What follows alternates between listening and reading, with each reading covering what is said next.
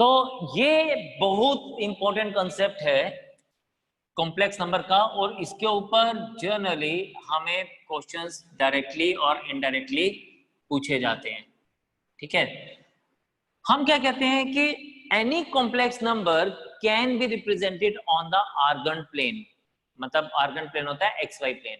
So any complex number can be represented on the Argand plane. So this is Argand plane, ये x dash है और ये Y dash है, तो ये एक्स वाई प्लेन आ गया। ठीक है, तो हम कहते हैं कि any complex number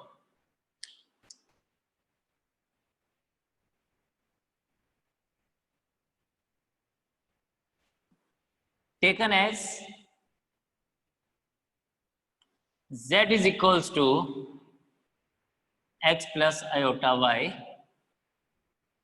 can be represented on argand plane.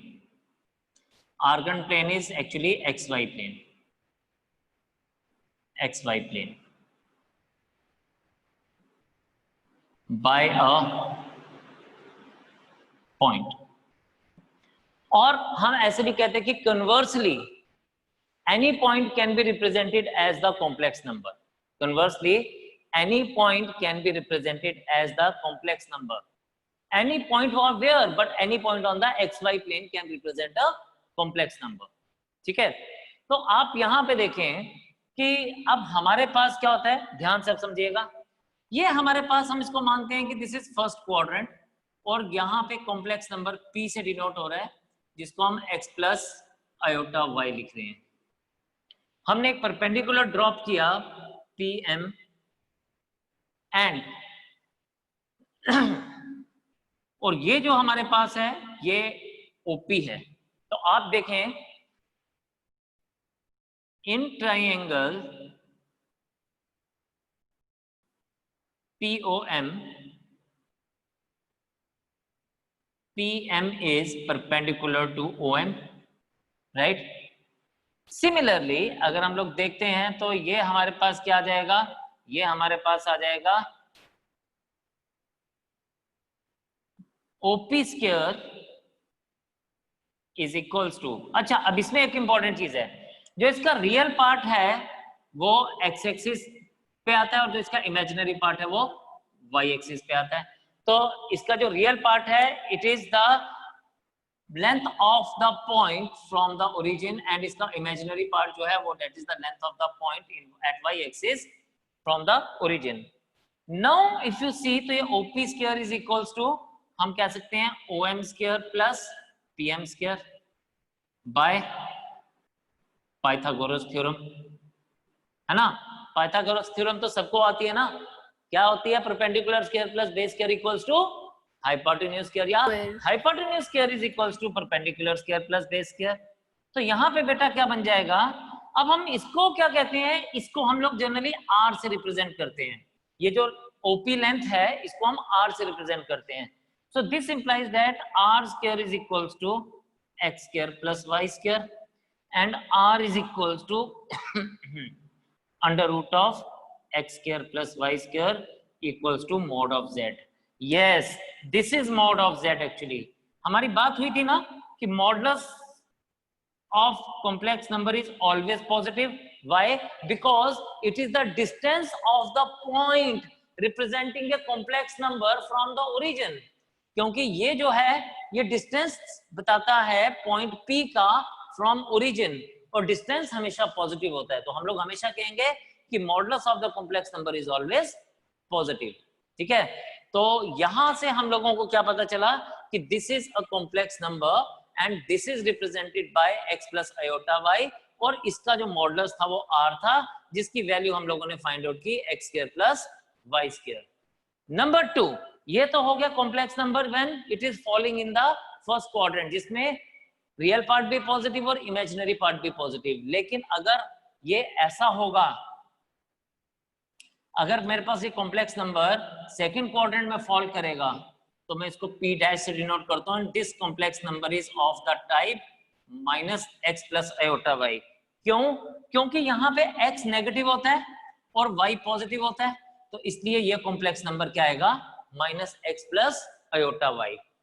Number 3, अगर मैं यहाँ पे बात करता हूँ तो ये p डबल डैश ले रहा हूँ, इस केस में x भी नेगेटिव y भी नेगेटिव, तो ये किसको रिप्रेजेंट करेगा? ये करेगा minus X minus iota Y, and this is taken in the third quadrant.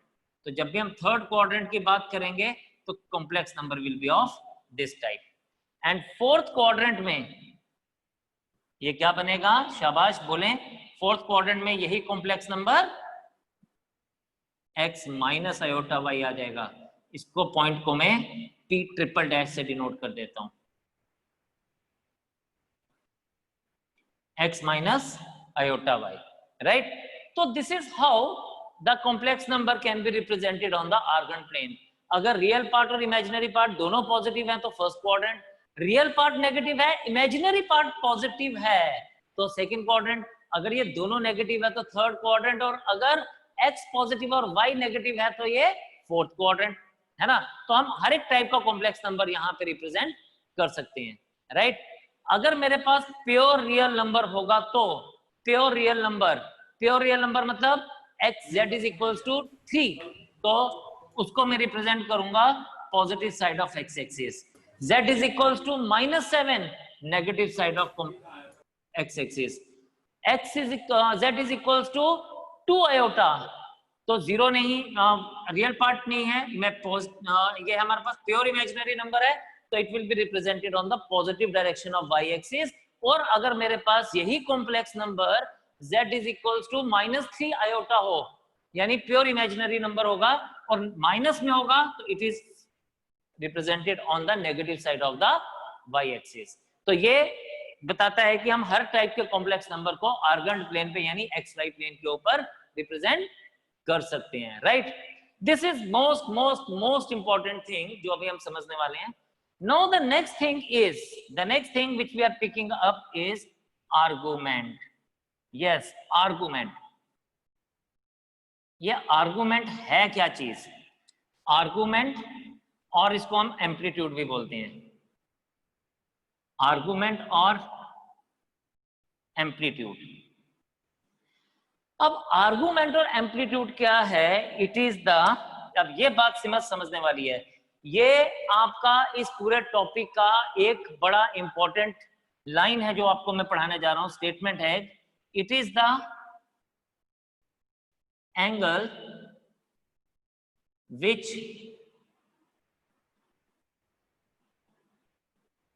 line OP makes with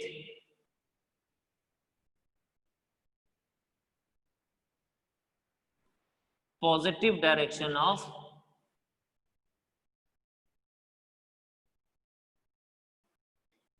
x axis, यानी positive direction of x axis is this, ये positive direction of x axis है।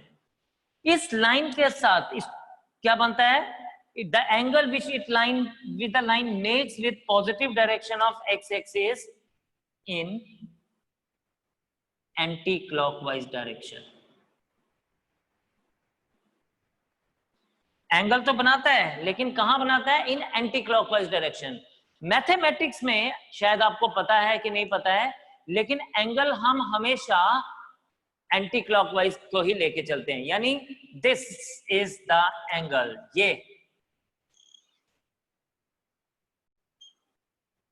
ये है वो argument या amplitude. It is denoted by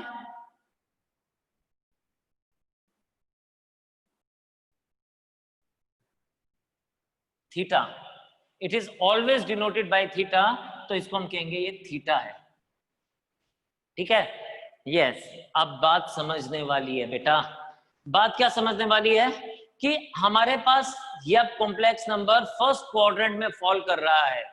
जब complex number first quadrant में fall कर रहा है तो ये थीटा इसके साथ बनेगा, लेकिन अगर हम लोग सेकंड क्वाड्रेंट की बात कर रहे हैं, मैं थीटा वाली लाइंस को ब्लू पेन के साथ बना रहा हूं, आप चेक करें, जब ये मेरे पास सेकंड क्वाड्रेंट में आ रहा है तो दिस इज थीटा, ये देखें, ये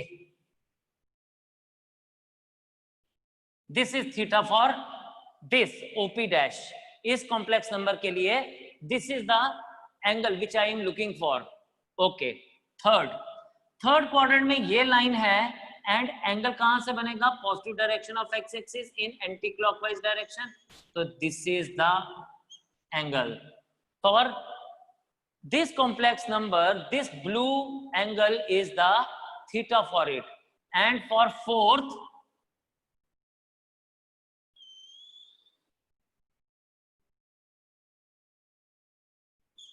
this is। तो आप अगर इसको देखें, इस डायग्राम को अगर आप ध्यान से देखें तो हम लोगों ने क्या देखा? हमने देखा अगर कॉम्प्लेक्स नंबर फर्स्ट क्वाड्रेंट में है तो दिस इज द थीटा, अगर ये सेकंड क्वाड्रेंट में है तो देन दिस इज थीटा, अगर ये थर्ड क्वाड्रेंट में है तो ये घूम के यहाँ पे आ रहा है, और अगर फोर्थ क्वाड्रेंट में है तो ये घूम के इसके साथ यहाँ पे आ रहा है। So this is how we make the complex number, sorry, we make the argument of the complex number in the different quadrants। ठीक है, now ये जो चीज है ये बड़ी ही ज्यादा इंपॉर्टेंट है, इसलिए अब इसको आप दोबारा से देखेंगे। अभी क्या है, ये जो लाइंस मैंने डिफरेंट बनाई, ये जो डिफरेंट लाइंस है ना, ये डिफरेंट लाइंस अपने अपने उसके ऊपर भी एंगल बनाती हैं। कहाँ पे? अपने अपने यहाँ पे। ठीक है, आप यहां तक अगर आप देखें तो हम लोग क्या ले रहे हैं, हम सबसे पहले बात क्या करते हैं, हम सबसे पहले बात करते हैं सिर्फ ट्राइंगल OPM की। किसकी बात करेंगे? हम ट्राइंगल OPM की बात करेंगे। तो आप देखें, इन ट्राइंगल OPM आप सबने अपनी क्लासेस में 10th क्लास में पढ़ा है, tan ऑफ थीटा क्या होता है? परपेंडिकुलर अपॉन बेस, है ना। तो आप यहां पर भी देखेंगे, हम यहां पे एक एंगल मानते हैं कि एक एंगल है अल्फा। ठीक है, हम लोग एक एंगल मान रहे हैं alpha, and we take alpha as the smallest angle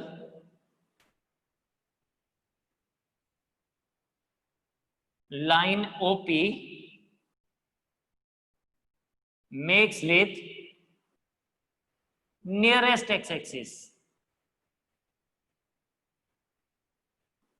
The line OP makes with nearest x-axis। कहां पे? ये नियरेस्ट एक्स एक्सिस। तो ये ब्लू पेन की जगह मैं ब्लैक पेन के साथ मार्क कर रहा हूं, ये इसका क्या है? ये इसका अल्फा है। यस, फर्स्ट क्वाड्रेंट में अल्फा और थीटा सेम रहेंगे।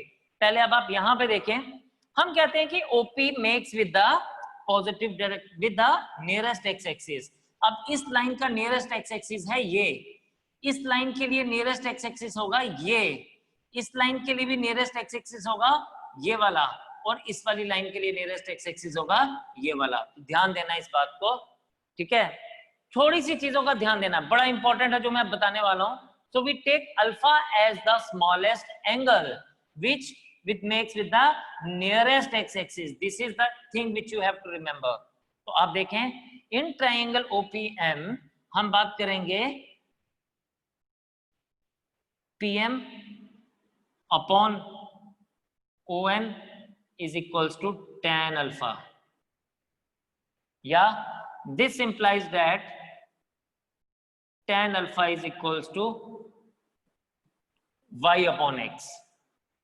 और हम इसको ऐसे लिखेंगे, alpha is equals to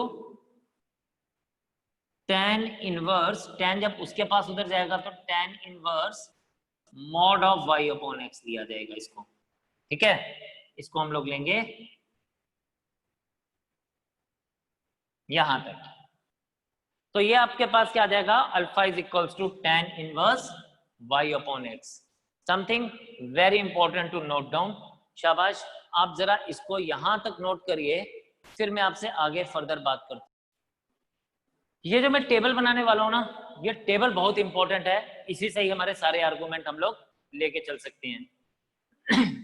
number 1 is, अगर मेरे पास कॉम्प्लेक्स नंबर है x प्लस आयोटा y, तो हमने देखा it falls in the first quadrant.